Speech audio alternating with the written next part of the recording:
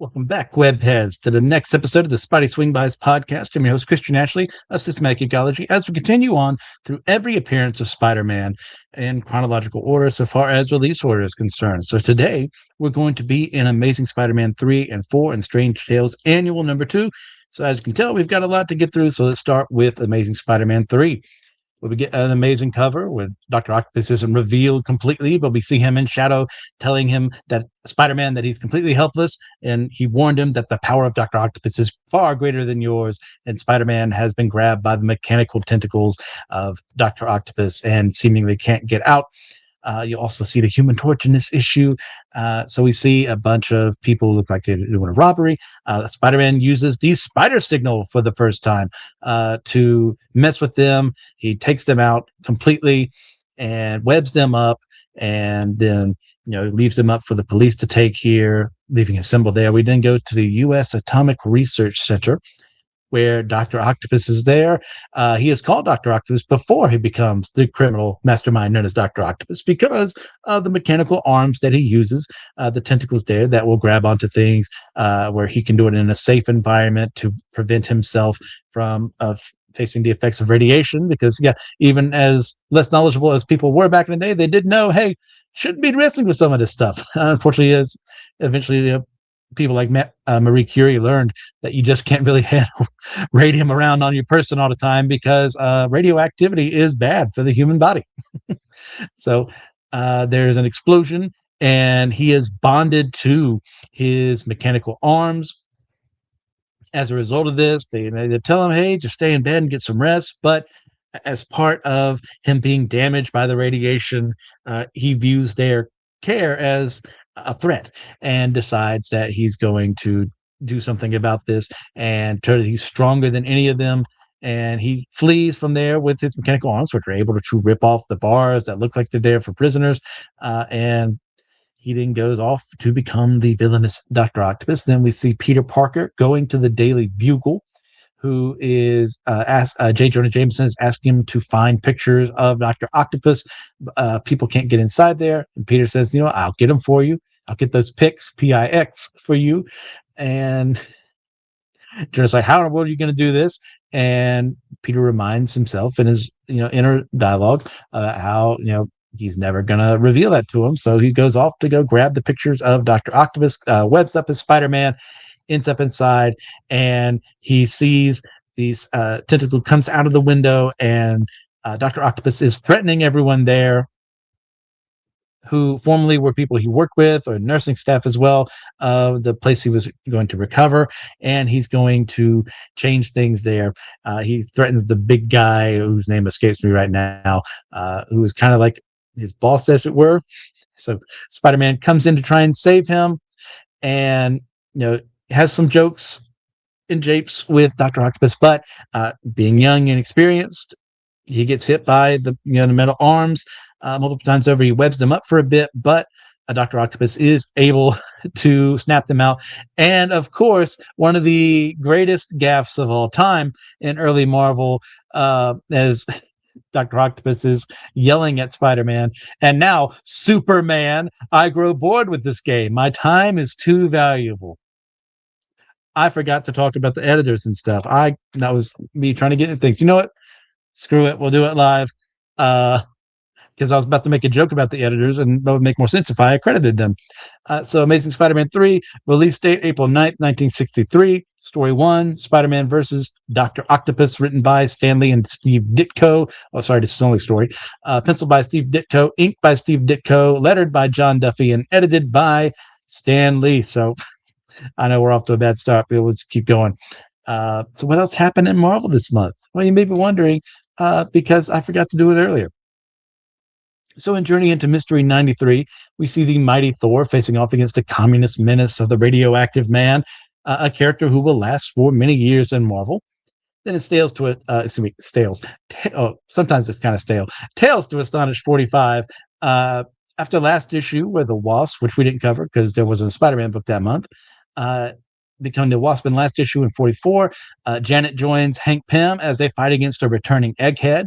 Then in Fantastic Four 16, Ant-Man also becomes, one of the crossover boys by joining the Fantastic Four against Doctor Doom in the realm of Subatomica in a very fun story. We get Strange Tales 110, where for Strange Tales is okay. The Human Torch fighting against the terrible duo of the Wizard and Paste Pot Pete, later to become known as the Trapster. Then Tales of Suspense 43. Iron Man must defeat Kala, Queen of the Netherworld, as she invades the world and needlessly complicates the origin of Atlantis in the Marvel Universe. You got to read it to believe it. So, actually, going into the issue proper, which is how I should have. Getting out the kinks right here now. This is why. Oh yeah, by the way, I don't have an editor, so this is staying in. Whatever you see is what you hear is what you get. So after calling him Superman, Doctor Octopus manages to manhandle Spider-Man, even smacks him in the face, telling him, you dared to mock me before, but why aren't you mocking me now? Where are your brave words and taunts now, Spider-Man, calling him correctly, and flings him out of the facility they're in. And Peter's like, wow, what do I do? I've never been beaten before. But his spider powers weren't enough. Like, is this the end of Spider-Man? In a very, very childish teenage way. But you know what? It works because that's who he is at his time. Doc Ock then goes back to his place of employment to restart his work. And as a result of the brain injury he suffered and the radiation he got hit by, he's going to try and do things in a very unethical way, because he's just convinced that this is what he's got to do. We didn't go over to see Peter Parker back at home, kind of moping, and Aunt May comes in wondering why Peter's been at this for hours. And he tells Jameson over the phone, sorry, you won't be able to get the pictures. And Aunt May asks him why everything's going wrong. And instead of like bringing up anything, Peter's like, no, it's my own personal problem. And this is a very Peter thing, especially early on, even to now to a certain extent. He keeps a lot of things close to the vest. And as a result, it makes him seem aloof or someone who doesn't care. And this is one of the huge problems of his character at certain points in time, depending on the writing, is when he doesn't, feel like sharing with people and opening up to them and being seen as this loner and outcast. It becomes kind of a self-fulfilling prophecy. And as he's there, we see Flash and Liz and Sally talking about how the governor's asked the Fantastic Four to capture Doctor Octopus, and the Human Torch is actually going to be speaking to their class in an assembly that day. And we see Johnny give a speech in a very Johnny way, very proud and pompous, but to an extent, how like he's kind of not at his full potential at that moment in time because he's a little tired, but he shows how, like, hey, when he goes to the wrong person, like, if he asks Ben Grimm for help with his math, which is completely wrong because Ben's actually a genius to a certain extent, he gets 2 and 2 equals 3. But he gives some more demonstrations, he says, stick to your schoolwork and do your best in your studies. Don't be discouraged if it sometimes seems tough. The important thing is never give up. Remember that. Never give up. And Peter's like, man, it's almost like he's talking to me. And like, obviously they don't know each other's secret. Well, one of them has a secret identity. They don't know each other at this point in time personally as well. And Peter asks him, or he tells him after the speech, he wants to say thank you. He'll never forget what he said. It meant a lot to him. And Johnny, being completely oblivious, goes, yeah, okay, just one other guy. And Peter then goes back, suits up as Spider-Man, thinks about, in the past, Fantastic Four haven't always won. So if it happens to Spider-Man, it can happen to anyone. So let me get back into the fight. He goes into the atomic research facility, and Dr. Octopus sees him coming. He tries to attack him remotely. Spider-Man's spider sense alerts him to the issues, and he's able to get out of the way of most of them, ends up in the chemical lab and makes up something that he will use to take down Dr. Octopus, kind of as fail-safe. And they then attack one another. Peter is then able to use some of the compounds he made. I'm sure there's a better scientific term. I'm not a chemist. To fuse the metal of Dr. Octopus's arms together. But even with that, Dr. Octopus says, well, you may have fused them together, but they can still be used as weapons. And he catches him with the other two that aren't fused. And Spider-Man then webs up his head which makes him bring Spider-Man closer to him, kind of reflexively with the tentacles, and they're in a full punching match. And of course, Doctor Octopus is just some dude, as we will later see forever from now. When he takes over Spider-Man's body and the superior Spider-Man stuff, it's like he got beaten up a lot, and that did a number on a regular guy's head. And this is the start of that. So Spider-Man has knocked him out because, once again, he's still just a guy. And the army comes in. They see the spider signal there, and Doctor Octopus webbed up. He's left a note for him, and Spider-Man is able to get away. And then he goes off because he's still using spider sense to track down people, which is something that will thankfully get taken away later on. Is Johnny is now healthy. He's flames on as a Human Torch, but Spider-Man has come there and says, "Hey, I already captured Dr. Octopus." And he tells him it's thanks to you. And he also tells him that if it wasn't for you, Spider-Man would have been finished too. And Johnny is having no context for any of this because what? Huh?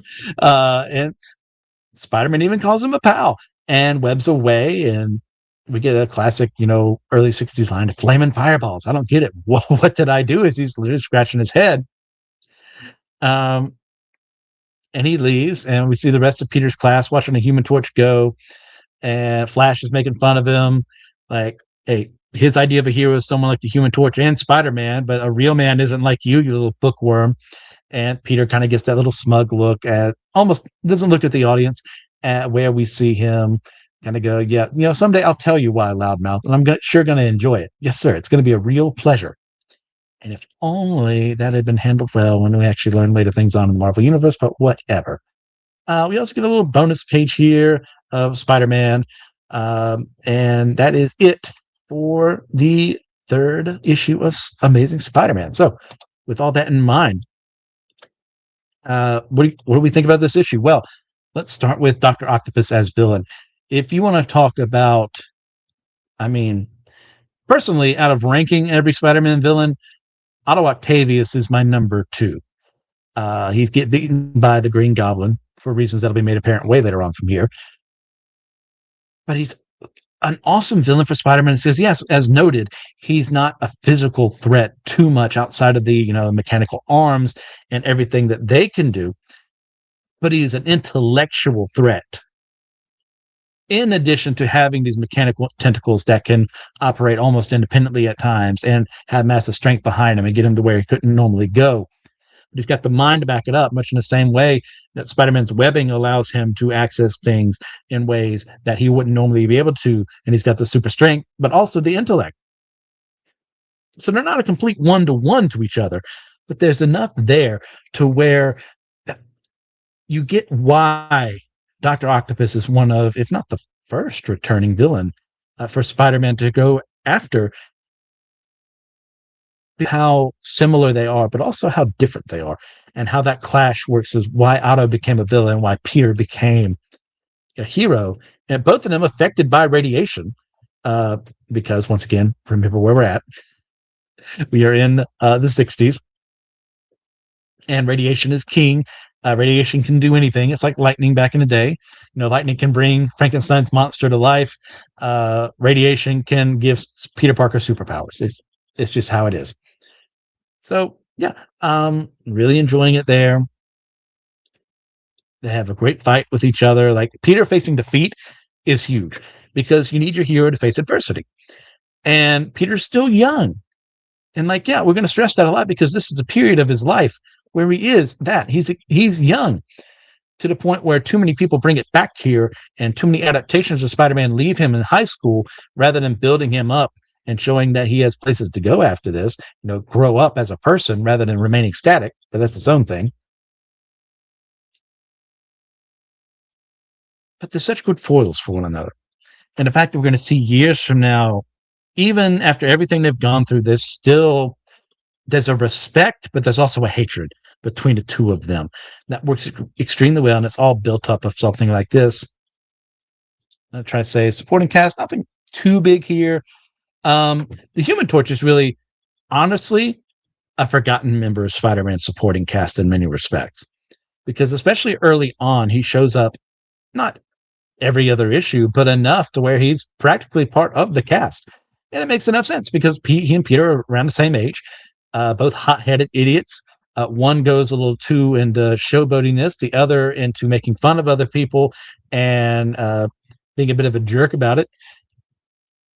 And it just works together. And that's why, like, later on in this episode, we're going to see them teaming up. It was a natural thing that needed to be done. And it started in issue number 1. It's built up here in issue number 3. And then when we get to Strange Tales Annual 2, it makes sense why we would continue teaming these two up. So that's a great start there. Jonah makes a little bit of an appearance, nothing too much. May is there mostly to be like, hey, what's wrong? And that's not too much.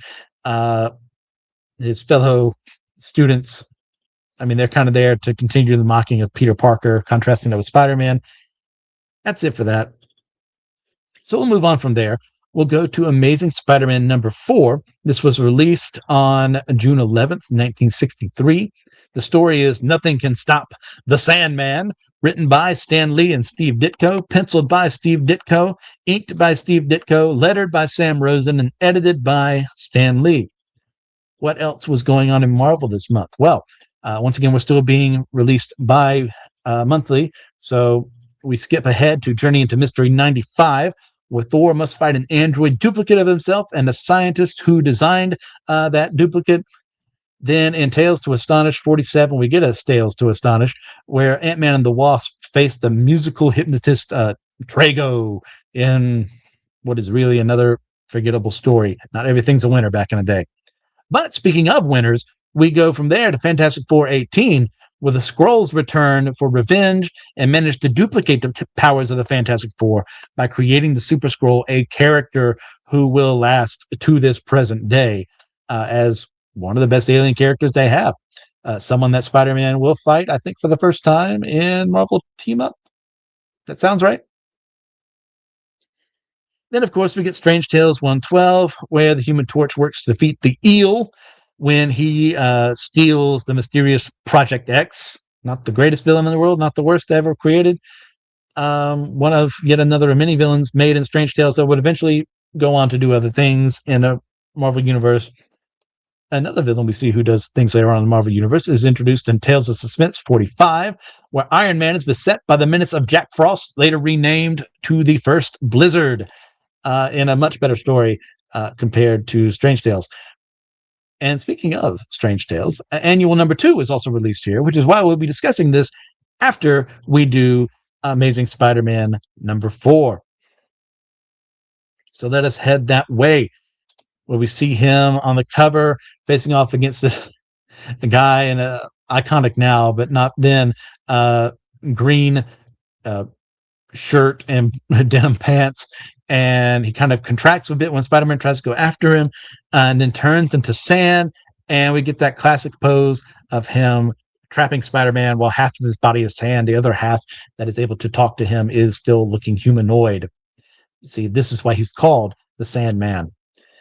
So moving on, we didn't see Peter and Spider-Man as Spider-Man going around the city. There's a board up of the Spider-Man Menace, a new series by J. Jonah Jameson, starting today in the Daily Bugle. And of course, he's very upset at that. But he sees what looks like some people casing a jewelry store. He goes after them and he webs them up. And unfortunately, they haven't done anything yet. So while it is really apparent that they are about to do what he thinks they're about to do, they haven't done the crime. So they actually call out for the police because, there's still a bounty out for Spidey's head and he's seen as a menace. And, the policeman says, hey, like, it reasonably so, given a situation, hey, come here and file a report with me. But Peter, being Peter at this stage in his life, he's not going to do the right thing and explain himself and help him understand. You should probably be watching out for these guys because they're about to rob the place. And then he goes off and flees. And even the police officer's like, yeah, I think he probably knew what you people were doing, but I can't arrest you. This is not Minority Report. We can't arrest you for something you haven't done yet. Or very worse off is Civil War II in one of the worst crossovers ever in Marvel. So he gets very angry at the picture of Jonah, and he's going to go visit him as Spider-Man. But unfortunately, he's not there. So he leaves a little souvenir for him to prove that he was there. And as he does so, he sees some police cars chasing someone, sees this guy going up on a roof, figures it out by, pretty much what's going on. Oh, that's probably who they're looking for. Puts the spider signal up and sees the man, asks him who he is, and the man tells him that he is the Sandman, who Spider-Man has heard of. But he thought the reports were just a gag because we can have all these things, all these fantastical things. But of course, a man made out of sand. I mean, that's just ridiculous, obviously. So Spider-Man tries to take him out as he's like, hey, I'm going to go rob a couple of banks. So, well, you're obviously a bad dude. And having not learned his lesson of, stopping someone before they commit a crime, even though technically he does have a little more authority here in that he's an escaped convict, Spider-Man attacks him, actually punches through him, which is incredible because, once again, Peter normally holds back a lot given his super strength. So to see him go through the sand is messing with him. And even when he goes to give him a punch, Sandman is able to change the density of his jaw to where it feels like iron. And he makes Peter makes the analogy of how he's kind of like Mr. Fantastic and how he's able to do things, only he's not on our side. And in a fight, Peter's mask is torn off, and afraid that his secret identity will be exposed, he goes through all these things about, even if he does capture the Sandman, now he can tell him, who he is. And J. Jonah Jameson will call for him to be locked up for life. He doesn't want decent teenagers to associate with him. He's just an overgrown delinquent. And he sees himself behind bars, and Aunt May kind of going around selling shoelaces for 10 cents because she can't afford anything now that he's in jail. And he runs away because he's afraid of what can happen. And, some of this is rational and reasonable. And the rest of it is the Sandman allowing himself to get away through this to go and take down a bank, because with his sand powers, he's able to slip through any defenses that they have. And Peter is then having to sew a new mask for himself. And he even brings up, hey, I'm not really a seamstress. I mean, I made this, but he can't go out and ask someone to do it for him. So this takes some work and precision and hands that I don't have. So more power to him. He sees a news report of the Sandman, and we get some exposition on the Sandman's backstory.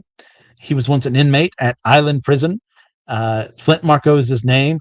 A very incorrigible person. He escaped through an unguarded drainage tunnel, and he never wanted to be caught alive again. And ended up at an atomic devices testing center because, once again, what does radiation do? It gives you superpowers. Even though there's a danger keep out sign in the blast, he was mixed in kind of with the sand around him.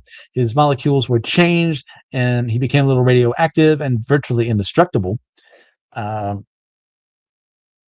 as this is continuing to go on, Peter hears Aunt May coming on, so he has to get out of his costume fast, gets into a robe and kind of fakes illness and a fever, which is a little hot because he's very scared and upset. So it feels like he has a fever to Aunt May. So she's going to go and take care of him, tells him to get to bed. She's going to bring up aspirin and thermometer for him because, she's a caring, kind woman who does love her nephew very much. And he goes back, listens to the news broadcast, and thinks about how he could possibly have stopped him as Spider-Man, but you can't do that because Aunt May's taking care of him because she doesn't know he's Spider-Man. Which, yeah, I understand I'm not doing it now, but definitely doing it later on would have been much more reasonable. Because, what's more responsible than telling someone you love what you're doing? But, whatever. What do I know? And then the next morning, we see that he is normal now. She's going to fix him a warm breakfast so he can go off to school. Hey, he's finally finished the mask. I'm sorry. And he is going off to go see J. Jonah Jameson about something, and she calls him, that nice gentleman who publishes the Daily Bugle and Now Magazine. Which, by the way, we are officially confirmed. I should have said that last time for Daily Bugle instead of just being Now Magazine. Now Magazine will be part of J. Jonah Jameson's stuff when people remember it exists. But from now on, we're primarily going to hear Daily Bugle. and she goes off to help him, gives him an umbrella. It might rain today. J. Jonah Jameson, meanwhile, is worried about, the little latest bulletins about the Sandman. He also wants that file on Spider-Man. He gets down to his desk, sits down, and what happens? Well, he sits in the webbing that Spider-Man left behind, even though Spider-Man's webbing dissolves in an hour. This must have been the tougher stuff. They're not thinking about that. And this is when Peter meets Miss Brent, who has talked to J. Jonah Jameson about how angry he is about what the situation going on. Kind of talks to Peter about bringing him a new pair of pants, which he does. He now has the audacity to ask if Jameson gave an advance on his next check. And Jameson goes off on him on a whole tirade. An advance? Are you kidding? What do you do with money? Eat it? Look, this is a business, not a charity. When you bring me exclusive pictures, I pay for them, but not before. Which, yeah, he's angry and a jerk about it. But he's right. He's not wrong. And Peter's thinking to himself, well, he needed the money for new experiments with his webbing to try and take down Sandman, but he can't tell him that. He attempted it. He tried it, as we all know, as the great sage Chip Ashley has often said to me, tries just a three-letter word for failure. So moving on, he goes to school. And, earlier he had attempted to have a date with Liz, and unfortunately he's going to have to not go through with it. And Flash is very angry. It's like, well, you should probably just go with me instead. And Liz is upset and dejected because she's the one giving him a chance, by the way, in this scenario. And he can't even, do the simple thing of actually going out on a date with her. By the way, stepping up in the world and how they view things, in the high school way. And it's got Peter all upset because he had his opportunity, but once again, his life with Spider-Man is interfering with his life as Peter Parker. Sandman, we see him in very creative ways getting away from the police, and he ends up near Peter Parker's high school. And he says, well, what's one place no one would ever think to look for me? The high school. Which, for a dumb crook, he's not wrong. Why would they ever think he'd go there? There's nothing to steal. It's just a place from the lie low. We then, of course, get Chekhov's vacuum cleaner, where Peter Parker is delivering old bottles to the boiler room. Talks to the janitor there. Thinks about how the janitor's life is much better than his because, all he has to worry about is keeping the school clean. As someone who has been a janitor before, it is a very stressful job. So, yeah, it's all about perspective. And Peter Parker doesn't have that because he's young. And you know what? That's perfectly fine. The Sandman then goes and finds the principal there and kind of has this realization, you know what? I never graduated school. So give me a diploma. And the principal's like, look, like, you can threaten me all you want, but like, I can't give you something you haven't earned. And like, even the kids are like, man, principal's kind of cool. Yeah, a teacher here, a principal here is kind of cool. A man with guts. And Sandman threatens him, and he kind of the principal tells everyone to flee. He's like getting in front of them, being a good administrator, a good leader. And that's when Spider-Man comes in to take out the Sandman, actually punches him because he's not ready. Everyone's cheering him on, and he's like thinking to himself, if they only knew that it was puny Peter Parker that they were cheering for. Oh man, the classic irony of all. He and Sandman then fight one another. He didn't get Sandman away from everyone. That tells him to get out. He goes to get to a place where he can work a little better to get around everything. Webs Sandman up, but fortunately he can go through the little holes in the webbing. Fights Sandman. Sandman headbutts him in the head real easily. But Spider-Man, learning from prior experience, does what he wouldn't do to a normal criminal and bashes Sandman's head against the stairwell to where his head is beaten up and explodes, but like he's still alive. It's just going to take a little while for everything to connect back together. He doesn't know how long it works, but eventually the sand is brought back into the form of Sandman. He continues to fight him, and Sandman actually surrounds him and encases him in this ball of sand, goes down the steps to the basement, where Spider-Man then brings up an electric drill, to attack him. That doesn't work at all. But this is a diversion to where he then uses the vacuum, Chekhov's vacuum, to suck the Sandman up. Spider-Man has taken him out, but then he realizes, oh, I never took any pictures. So I'm going to do a questionably ethical thing here. And he brings some of the sand that's there, pour on fires and stuff, tosses it in the air, and takes pictures of himself in a false fight with sand that isn't Sandman. Wrong? Ethical? Well, I'll leave that up to you, because I kind of think, like, all things considered, I understand. Then we, of course, have J. Jonah Jameson talking to the police, who have cordoned off the area,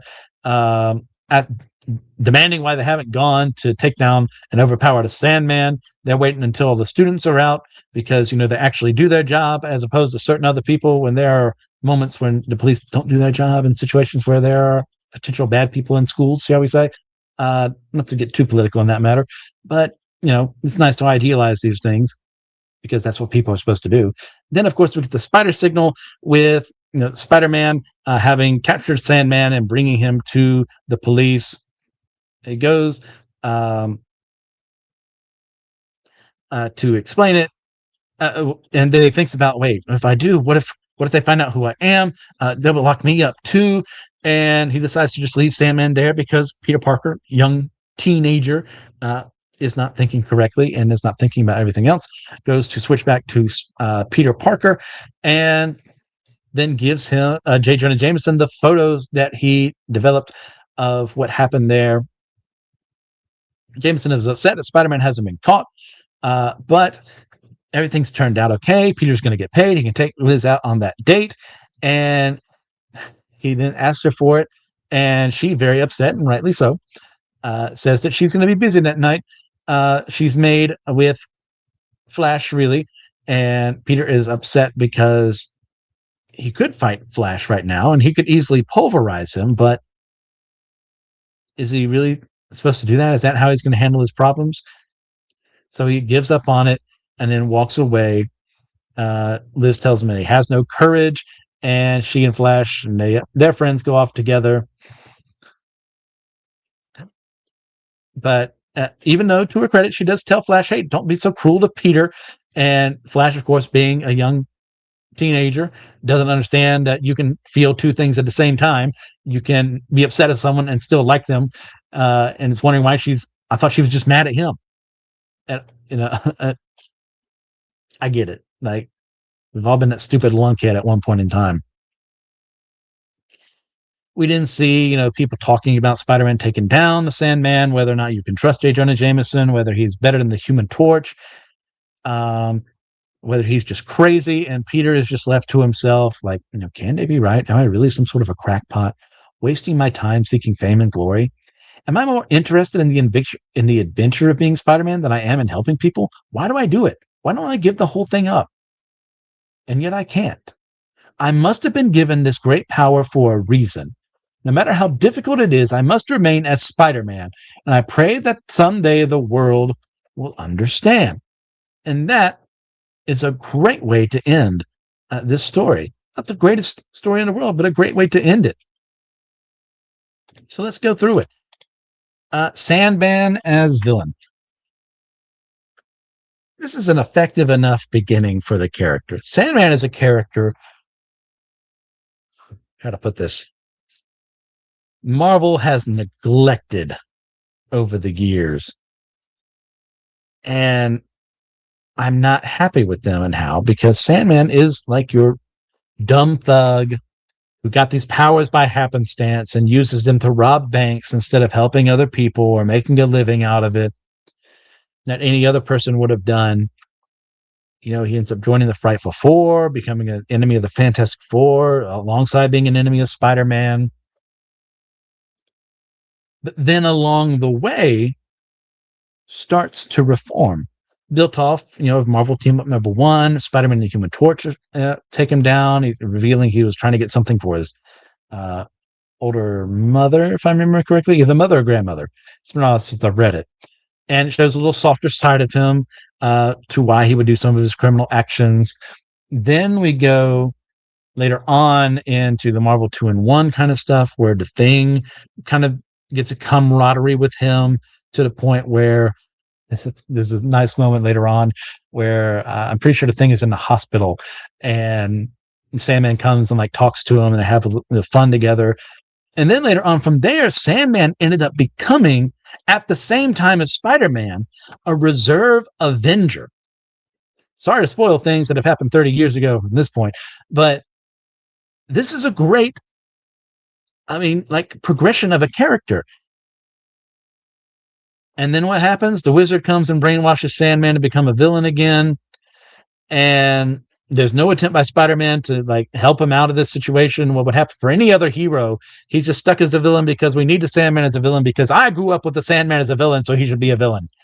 Much in the same way as I grew up with a Peter Parker who was single, or I grew up with a Peter Parker who was dating Gwen Stacy, and she's the real love of his life, which has no actual bearing when you actually read the comics, which we'll get there when we get there. There's people focusing on the wrong parts of nostalgia and ruining a character like Sandman, who could be a lot better right now. Like, who could have been an actual member of a team like the Avengers, or was respected by Spider-Man, where he joined other little outcasts like Rocket Racer and the Prowler and Puma to have the pseudo team. They'd come together. He was a part of the Silver Sable and the Wild Pack for a bit. So for right here and now, Sandman as villain works perfectly fine. He's not the greatest in the world. He's not the most imaginative. What? No, I strike that from the record. I think he is really imaginative. And the fact that sand-based powers, it forces Spider-Man to think. He can't just punch his way out of the problem. He has to use his scientific skills to take things down.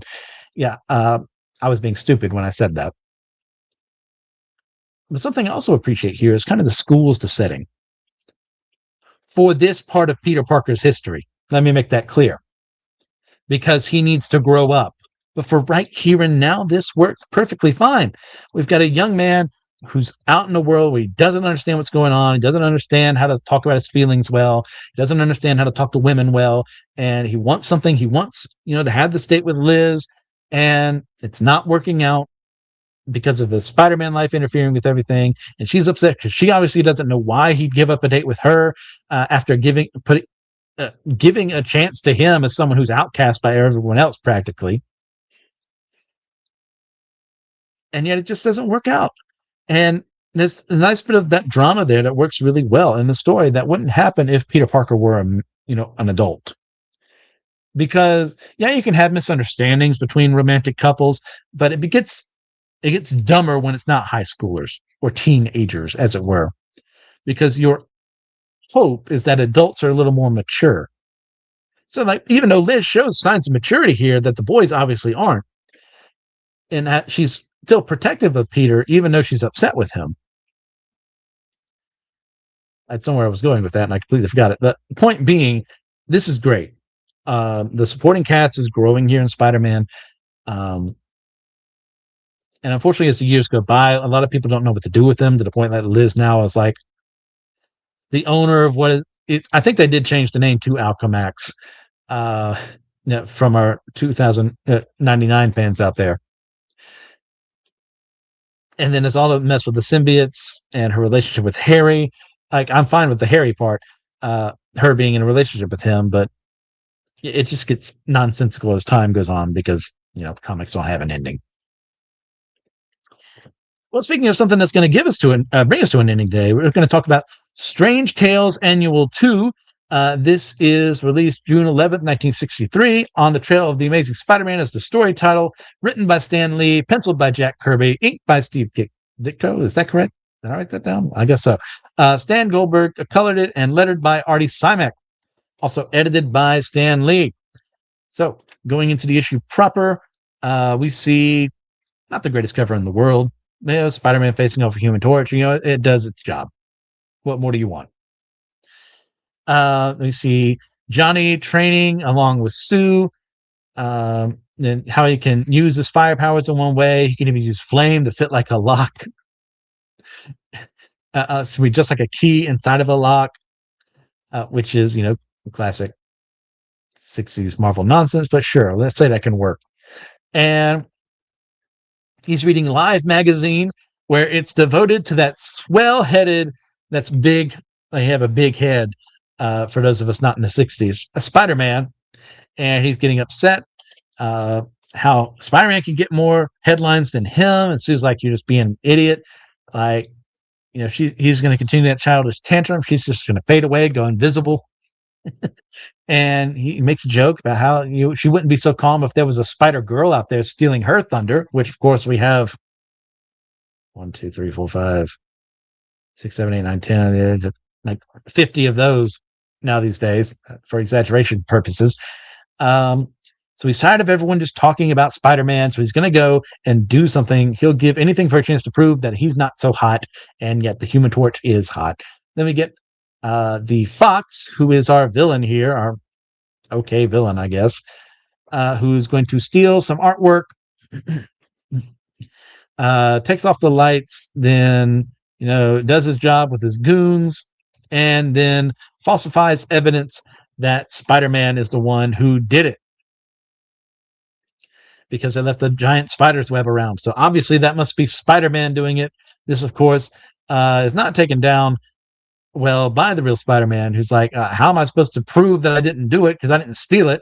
So we can't even let the police catch sight of him. He's going to, says, even I could use some help here. So what I'm going to do, well, the Human Torch lives nearby in Glenville because we all know his secret identity, even though he tried to keep it a secret identity because he's an idiot. And he goes, and instead of web swinging around, since it's not going to be very viable, he hitches onto a passing train, ends up at Glenville, and goes to the house where Johnny lives, where he's leaving with Sue is about to leave.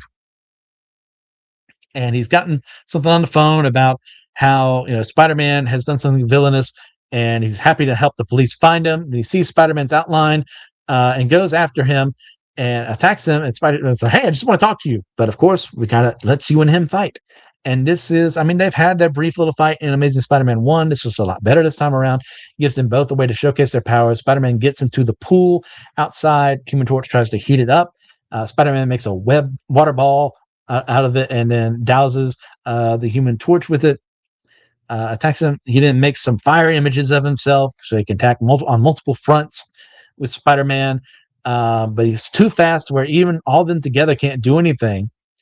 And Spider-Man runs away, realizes that the Torch must have found out about the police wanting him for the theft, and he then goes away to a construction site, messes with the cement there to then take down the Human Torch temporarily in cement casing. He's able to then bring himself out of it by baking the cement to where it burns off, and he took a lot out of him, so he's going to go and rest for a bit. Spider-Man then flees.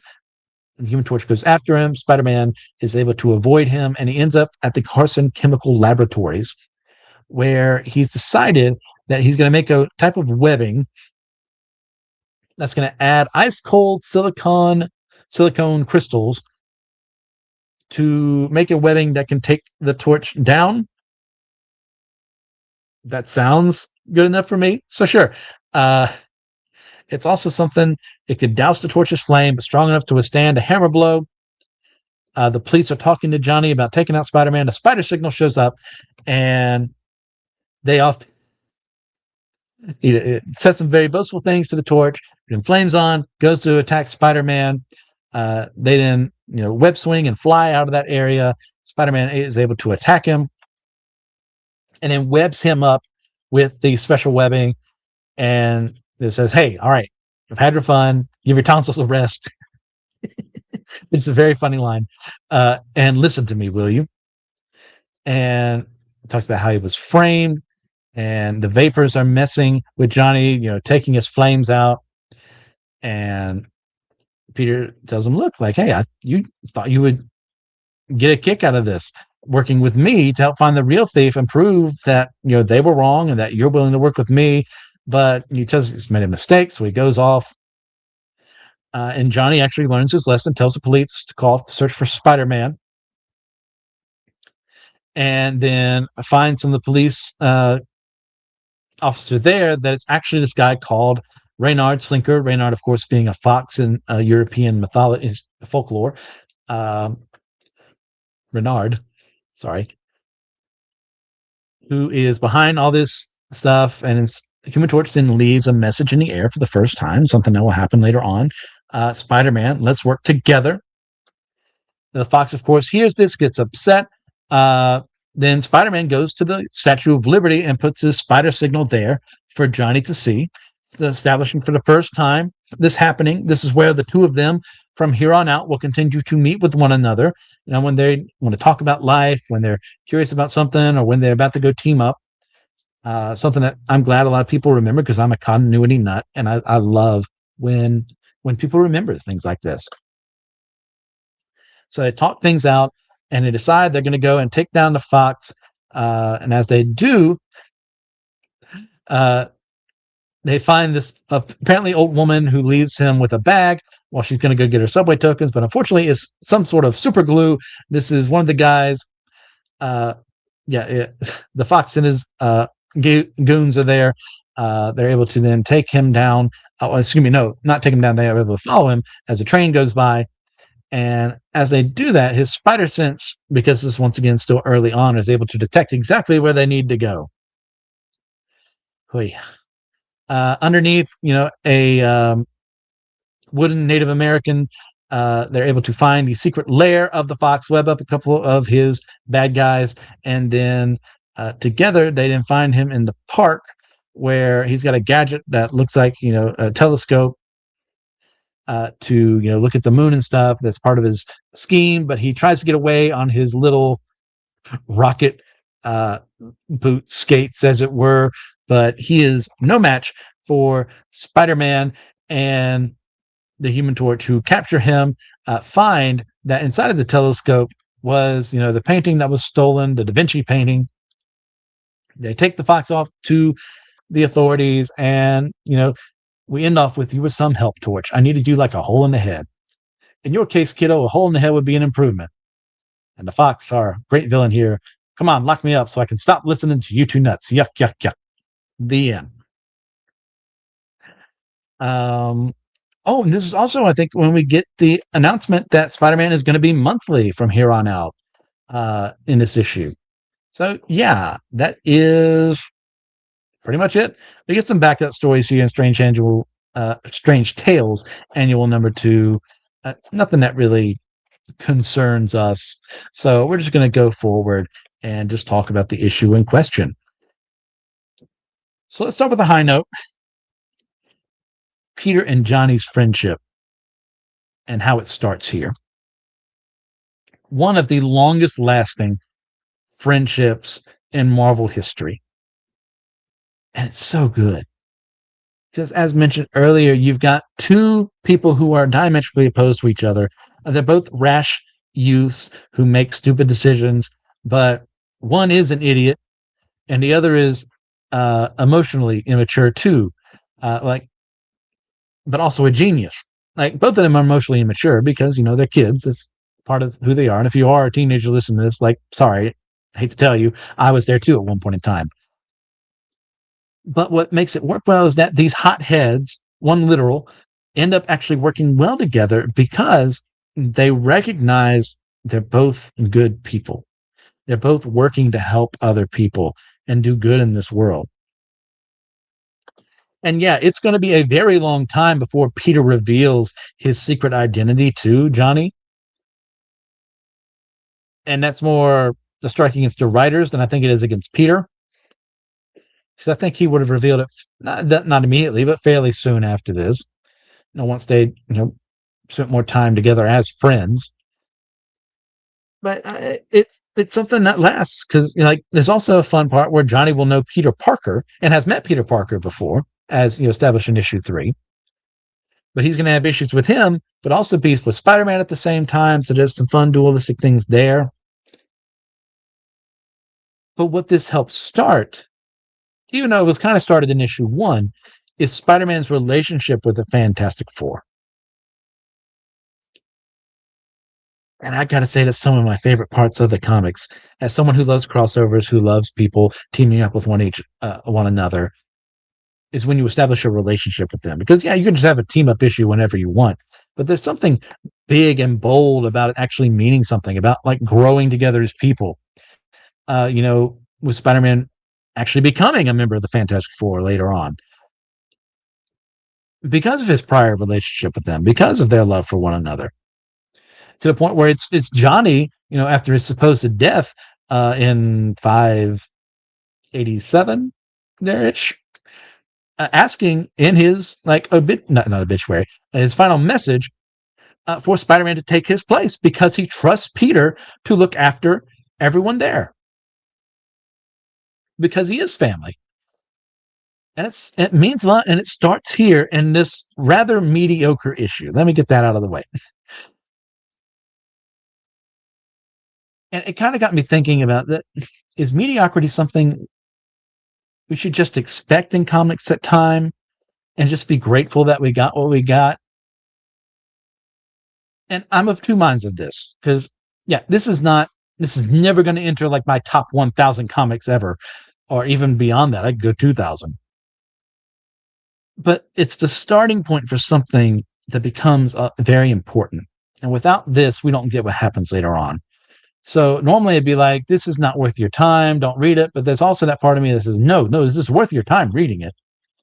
If you want to go on beyond what I've said about it, because I went more to breakneck pace, for time's sake. And go out and experience it because this is Marvel history. Without what happens here, we don't have to the same extent what happens later on. So I think at the end of the day, I kind of answered this question as yes, it kind of sucks compared to other things, but just because it does suck doesn't mean it's not valuable. So there is worth in something like this. It's not like let's just go with the nuclear option. It's not like a One More Day where there's nothing of value in that entire story because it's the whining ramblings of Spider-Man fans, allegedly, who just want Peter Parker to be who they want him to be versus who he actually ended up becoming as a character. So, yeah, there are redeeming values to this. So it's worth your time checking out. So we got through 3 issues. Next time, if I'm remembering correctly, we will be doing Amazing Spider-Man number 5, number 6, and just number 5 and number 6. So thank you all for what you do. If you're listening to this on YouTube, please leave a like, comment down below, share this with other people. If you're listening to this on Apple Podcasts, leave a 5-star review in your podcasting platform of choice. Not just Apple Podcasts, any podcasts is what I meant to say. As well, continue to share the show with friends and family that way. And remember, with great podcast, there must also come great responsibility.